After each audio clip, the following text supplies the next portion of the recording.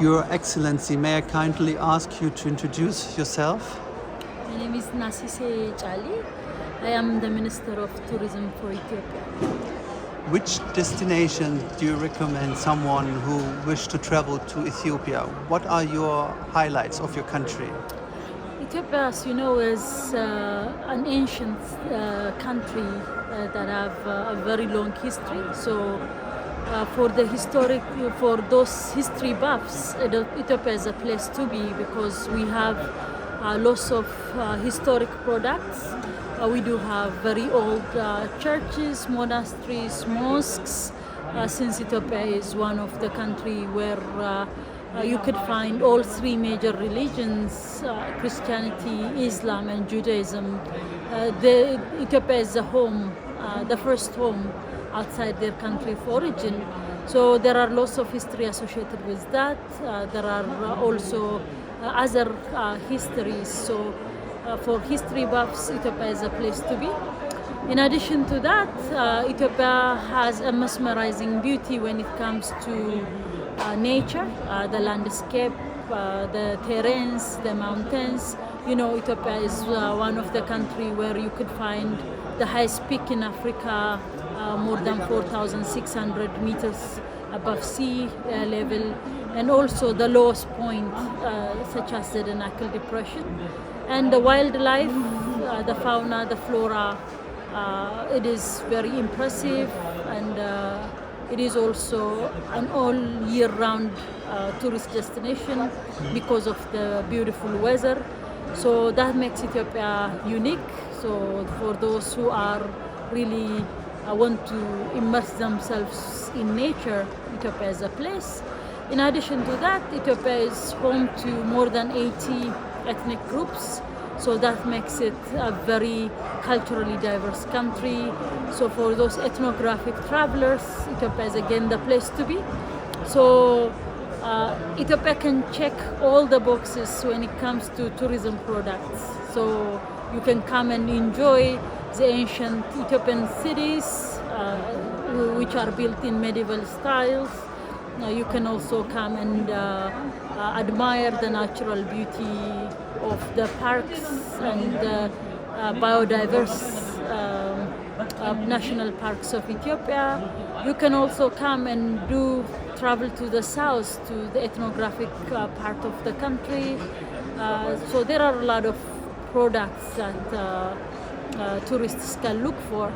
Apart from the leisure traveler, Ethiopia is a diplomatic capital of Africa, where you can find the African Union, the Economic Commission for Africa. There are a number of international organizations. So for those who are planning conferences, then Ethiopia is also the place, since there is Ethiopian Airlines, the African carrier as well. Tomorrow is the International Day of the Women, which is a public holiday in Berlin. And what is it to be a woman in today's Ethiopia?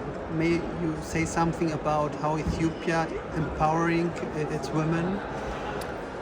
Yes, Ethiopia is actually doing a fantastic job in bringing women to the forefront, especially to the highest offices in the cabinet. We have achieved somehow gender parity in the highest level, but I know that we have a lot of work to do to achieve gender parity in all levels of government and in the private sector as well. So we are very much focused in making sure women have a place at the table when decisions are made. Women have a place where the economic decisions are made in the private sector as well. We have a long way to go, but we are on the right track, since there is the political will and the political commitment from the highest office in government. So as a woman in office, I really want to set an example for my sisters and for our children. I want to hold the door open for many women to come to the forefront. to join offices, hold highest offices, and also be, on different level of government as well. So I know that I have a lot of responsibility in that regard, and there is also a political commitment, as I mentioned, that supports that. So we will keep moving forward, and we will keep, bringing women to the forefront. I think your biography is a good example for empowering women in Ethiopia.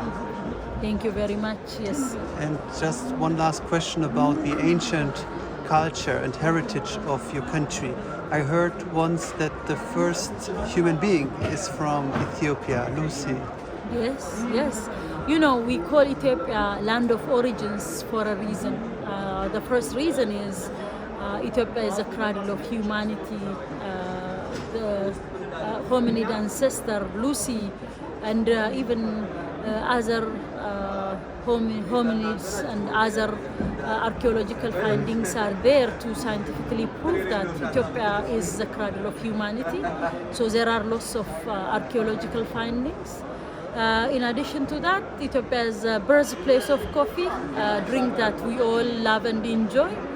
Ethiopia is also the origin of the longest river in the world, the Blue Nile. So because of this and other reasons, we call Ethiopia land of origins. In addition to that, when it comes to ancient heritages, there are 13 UNESCO registered tangible and intangible heritages in Ethiopia.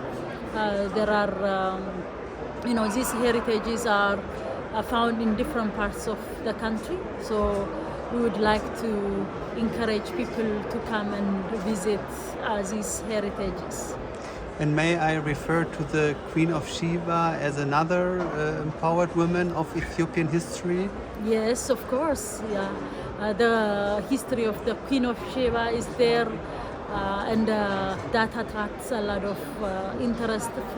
That attracts a lot of tourists, and tourists show a lot of interest in that as well. So that is also there to be discovered, waiting for tourists to come and discover that as well.